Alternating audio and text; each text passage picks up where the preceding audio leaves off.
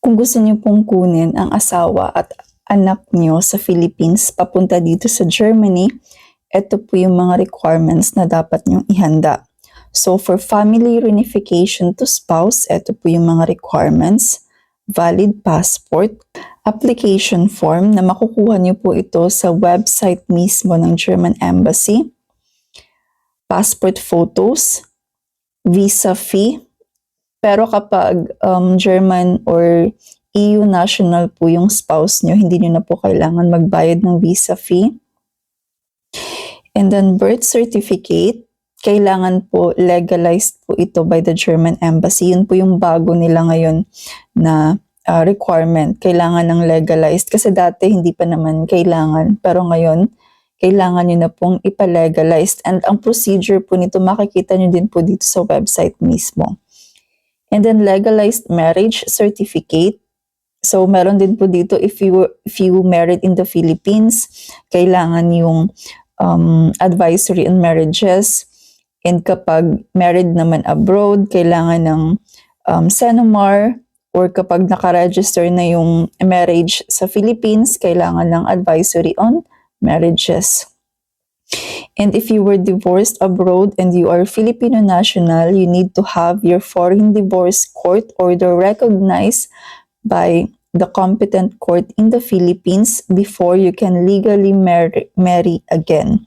Please submit marriage certificate of your previous marriage, foreign divorce court order, and Philippine court order recognizing the foreign divorce court order.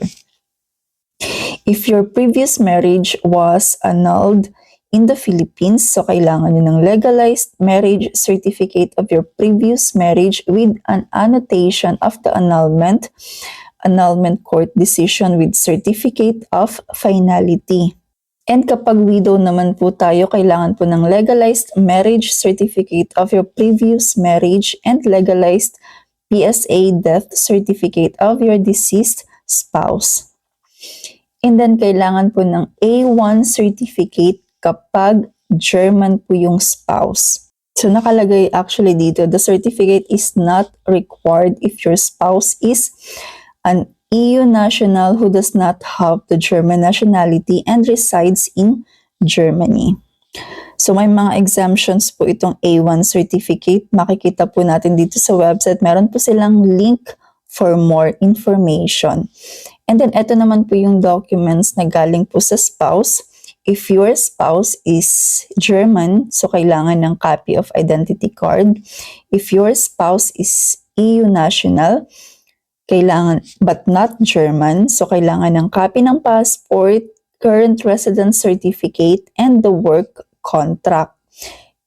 And kapag yung spouse mo naman ay walang EU nationality, so kailangan po ng copy ng residence permit card.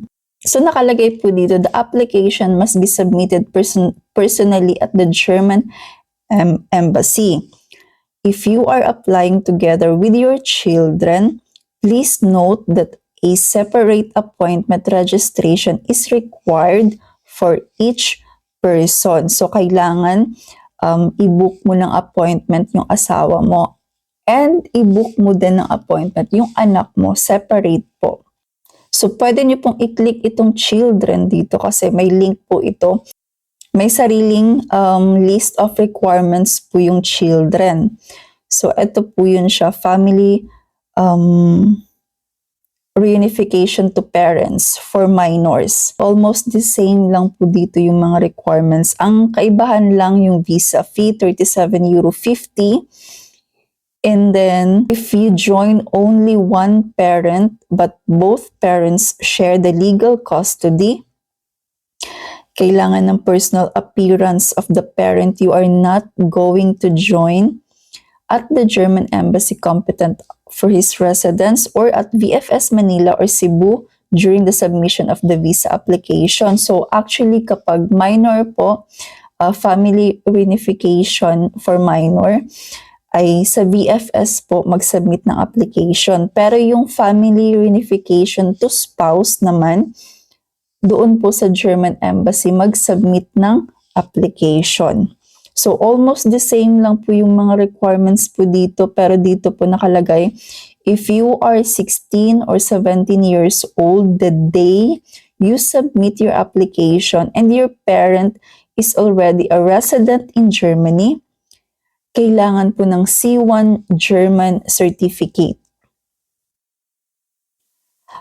May alternative po dito, proof of your ability to integrate in Germany. For example, due to your attendance at a German school in the Philippines or a former residence in Germany or in a country with similar standards.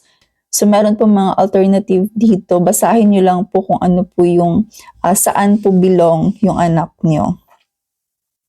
So, sa mga nagtatanong po kung pwede bang isang application na lang sila, mag-ama or mag-ina, kailangan po every applicant, iba po yung application form. Kasi individual po yung assessment ng application natin. Iba po yung pag-assess para sa anak nyo, iba din po yung pag-assess para sa asawa nyo. So, kailangan each applicant, kompleto yung requirements kung ano po yung nakasulat po dito sa list of requirements nila.